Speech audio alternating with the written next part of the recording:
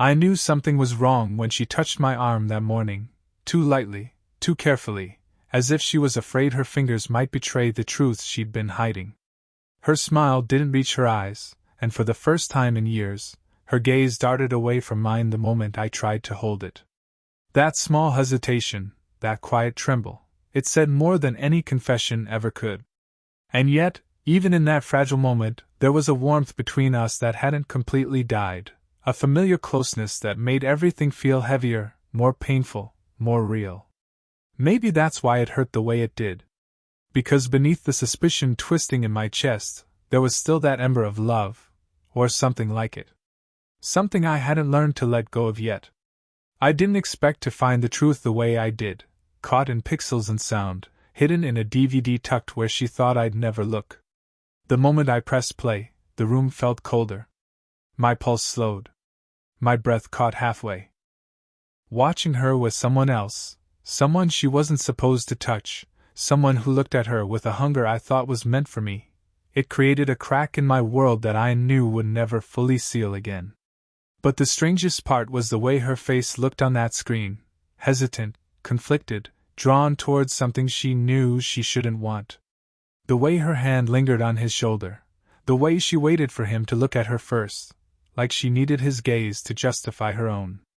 It felt like witnessing a version of her I never knew, or maybe one she never let me see. I didn't rage. I didn't scream. I just sat there, breathing through the slow collapse of the life I thought we had. And when she walked into the room minutes later, hair still damp from the shower, eyes soft, unaware that everything had shifted, I looked at her. Really looked. And for the first time, she couldn't look back. That was the moment I made my choice. A single decision. A single message. A single DVD, sent to everyone. And the look on her face when she realized it, that was where the real story began. The silence after she saw the DVD in my hand felt like the longest breath of my life. She didn't speak. Didn't step closer. Didn't run. She just stood there, dripping water from her hair onto the floor, looking at me like she wasn't sure whether to beg, explain, or fall apart. Her lips parted, but no sound came out. And for some reason, instead of anger, all I felt was this heavy ache in my chest, like I was losing something I hadn't fully appreciated until it was already gone. "Why did you send it?" she finally whispered. I didn't answer immediately. Maybe I couldn't. My voice felt stuck somewhere between heartbreak and disbelief. I set the DVD on the table slowly, trying to steady my breathing. She watched every movement, like each second mattered. "You didn't even look at me," I said quietly. "Not once, until it was too late." She swallowed hard. "I was scared to." Her voice cracked on the last word, and it pulled my attention back to her. She stepped closer, just one slow, hesitant step, and suddenly the space between us felt too small, too warm, too charged. The scent of her shampoo drifted toward me, soft and familiar, and the part of me that still loved her hated how easily that scent brought back memories. "I made a mistake," she whispered. "But I wasn't running to him. I was running from something inside me that I didn't know how to face." I looked at her, really looked, at the trembling in her fingers, at the guilt in her eyes, at the way her breath shook every time she exhaled. And I hated that she still had this effect on me. Hated that even now, standing in the middle of betrayal, there was a pull between us that neither of us could fully fight.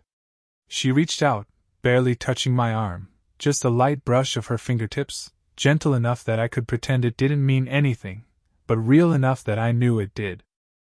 "I didn't want to lose you," she said. "You already did." But my voice didn't sound convincing. It sounded wounded, and wanting. She stepped closer again, and this time I didn't move away. Her breath warmed my skin. Her eyes locked onto mine with a kind of desperate softness that made it impossible to ignore the truth. We weren't done breaking each other yet. And when her hand finally rested fully on my arm, I didn't pull back. Not because I forgave her. Not because the pain was gone. But because some part of me, some fragile, stubborn part, still wanted her more than I wanted to admit. And she felt it, instantly. Her fingers tightened, just slightly. And that was all it took for the room to change again. Her hand on my arm felt too familiar, too heavy with every memory we hadn't dealt with. For a moment neither of us spoke. The room seemed to shrink, tightening around the quiet breaths and the fragile space between us. She looked up at me like she wanted to confess something deeper than the affair, something heavier. But her lips trembled, and whatever truth lived behind her eyes stayed locked there. "I shouldn't have come closer," she whispered, but she didn't move. "You did," I replied, just as softly. "And you didn't stop." Her fingers drifted down my arm, slow, hesitant, like she was memorizing the shape of someone she expected to lose. She stopped when she reached my wrist, as if going any further would break something already hanging by a thread. I didn't stop her. I couldn't. My heart was beating too loudly for me to pretend I didn't feel the pull, the ache, the longing she stirred even now. "Do you hate me?" she asked. I opened my mouth, but the answer tangled somewhere in my chest. Hate wasn't the right word. Pain was. Want was. Fear was. She must have seen the confusion in my eyes because she exhaled shakily and looked away, pulling her hand back just a fraction, just enough to feel like a loss. "I'm not the person you think I am," she murmured. "And I'm not the person you cheated on," I said. "At least, not anymore." She closed her eyes like my words hurt more than shouting ever could. When she opened them again, there was something raw, unguarded. "I've been falling apart for months," she admitted. "You were slipping away from me, and I didn't know how to reach for you without feeling like I was drowning." "You didn't reach for me," I said. "You reached for him." Her breath caught. A single tear formed but didn't fall. And before I could stop myself, my thumb lifted toward her cheek. Not touching, just hovering. Close enough that she could feel the warmth. Close enough that if either of us leaned in even half an inch, everything would change. She leaned forward first, barely, just a tremor, but she caught herself, inhaling sharply as she stepped back. "I can't," she whispered. "Not like this. Not when I still feel too much." And the terrible truth was that I felt it too. Too much longing. Too much anger. Too much wanting what I shouldn't want anymore. We stood there, breathing in the same heavy air, hearts beating out of rhythm but still somehow finding each other in the silence. She wiped her eyes. "If I stay here one more second, I'll do something we can't undo." And neither of us moved. The air between us tightened, stretched thin like it might snap if either of us breathed too deeply. She stood there with her chest rising and falling too fast, her hands still half lifted as if it wanted to come back to me but didn't dare. I should have stepped away. I should have walked out, put distance between us before the gravity pulling us together became impossible to fight. But neither of us moved. Her eyes searched mine, desperate and tender, and full of something she'd been swallowing for far too long. When she finally spoke, her voice was barely a breath. "I didn't fall for him," she whispered. "I fell apart. And he was just there. But you," her voice cracked, trembling like the truth was cutting its way out of her. "You're the one I kept wanting. Even when I wasn't supposed to." Something inside me stuttered, stumbled. Wanting. It shouldn't have mattered. It shouldn't have meant anything. But it did. It always had. I stepped closer, only an inch, barely noticeable, but her breath caught like I had touched her outright. Her fingers curled at her sides, fighting the urge to reach for me, and that tiny restraint somehow felt more intimate than any embrace could have been. She lifted her chin, eyes wide and terrified and hopeful all at once. "Say something," she whispered. I shook my head slowly. "If I say anything right now..." My voice tightened, rough with the weight of everything I hadn't allowed myself to feel. "If I say one thing, I won't be able to stop." Her lips parted. Her body tilted toward mine without her permission. "Maybe I don't want you to." The confession hung in the air, warm and dangerous. Her hand rose again, hovering near my chest, not touching, but close enough that heat flickered between us like a flame catching oxygen. I could feel every inch of her restraint, every inch of her yearning, every inch of the space she was afraid to cross. And then, as if pulled by something older and deeper than choice, her fingertips finally brushed the fabric of my shirt. Soft. Barely there. But the feeling ripped through me, sharp and warm and impossible to ignore. She seemed startled by her own bravery, yet she didn't pull away. Her hand spread lightly over my chest, trembling. "I miss you," she breathed. Not past tense. Not a memory. A need. My forehead dipped toward hers, stopping just before our skin touched.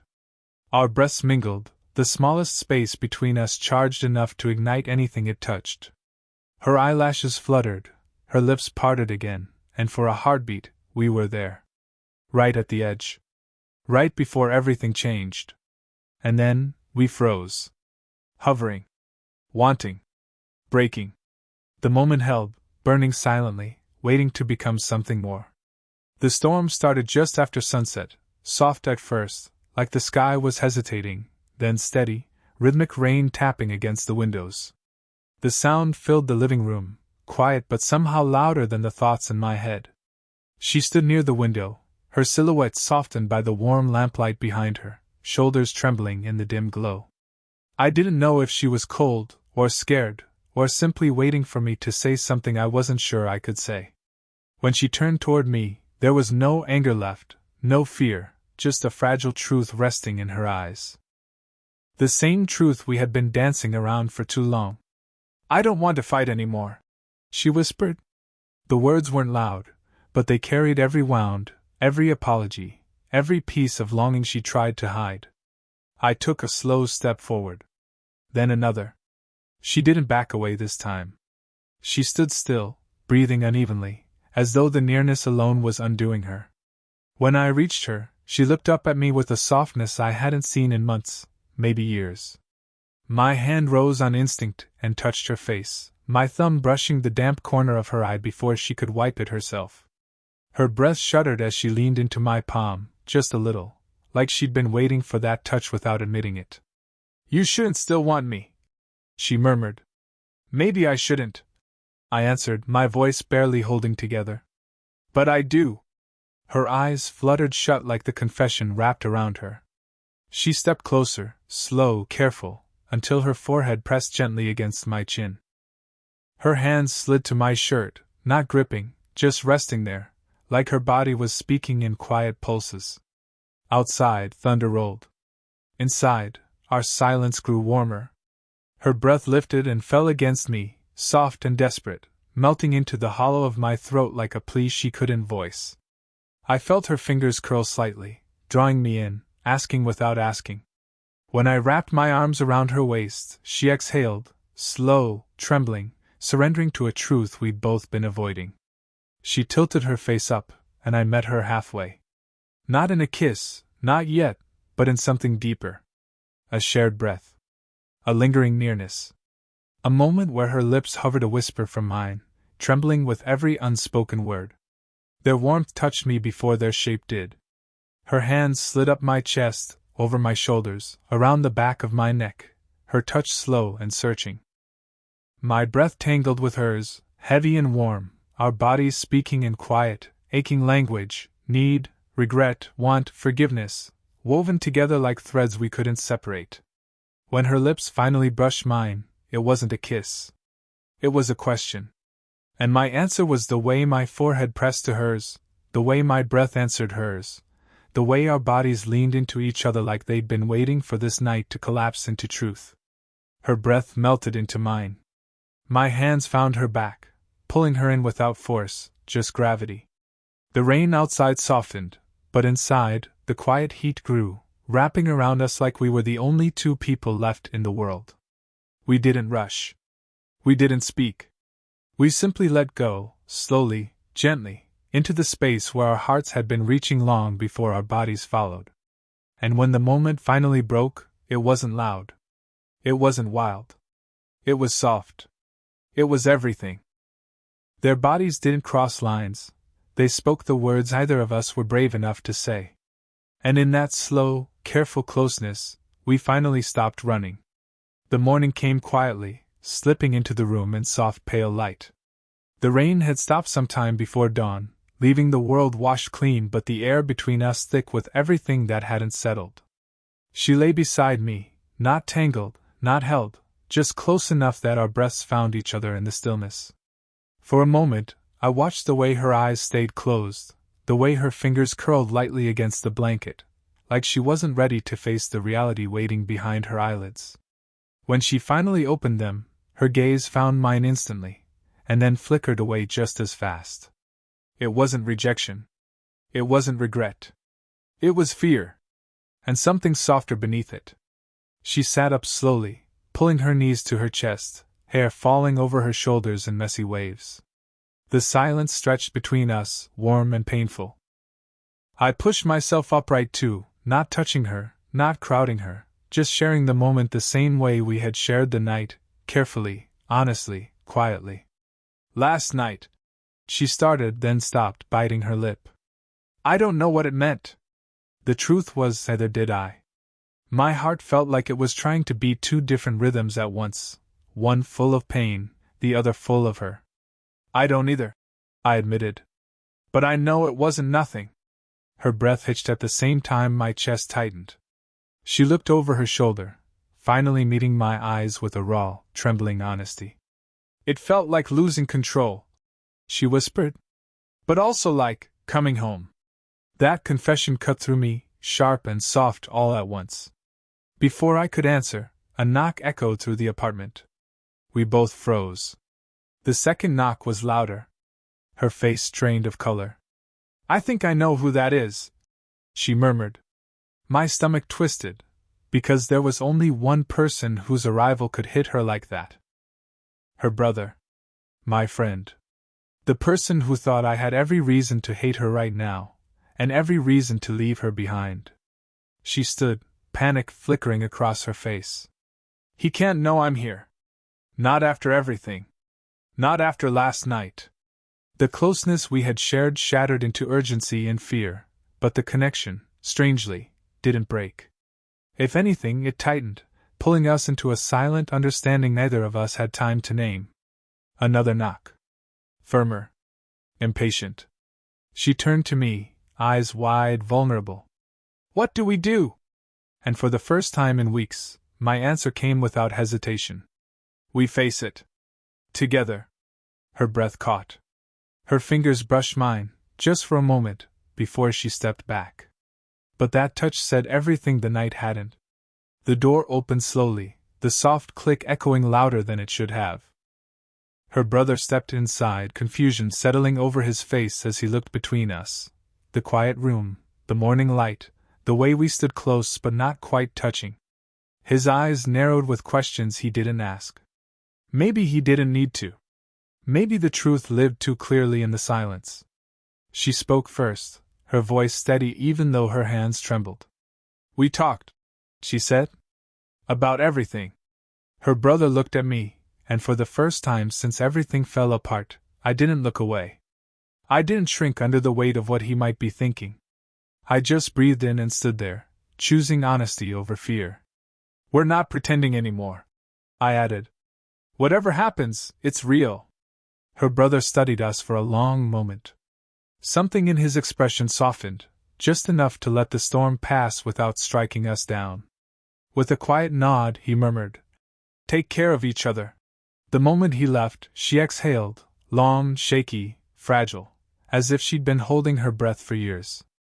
I turned to her slowly, and when she lifted her eyes to mine, I saw everything all at once, regret, hope, longing, fear, and something new. Something lighter. She stepped closer. Not with desperation this time, not with guilt or confusion, but with a quiet, deliberate certainty. Her hand found mine, fingers weaving through slowly, as if giving me time to pull away. I didn't. She rested her forehead against my chest, and I felt her breath settle, warm and trembling. My arms came around her gently, not claiming her, not holding too tightly, just enough to let her know I wasn't running anymore. This doesn't fix everything, she whispered. No, I murmured, kissing the top of her head softly. But it's a beginning. She closed her eyes, her lips brushing the fabric of my shirt like a promise too delicate to say out loud. "We choose this," she breathed. I nodded, feeling the truth of it settle in my chest. We choose each other. It wasn't dramatic. It wasn't a grand confession. It wasn't fireworks or rushing passion. It was two people standing in the ruins of what broke them, choosing to rebuild anyway. Slow. Warm. Real. The kind of ending that doesn't erase the past, but gently, quietly, starts writing a new one.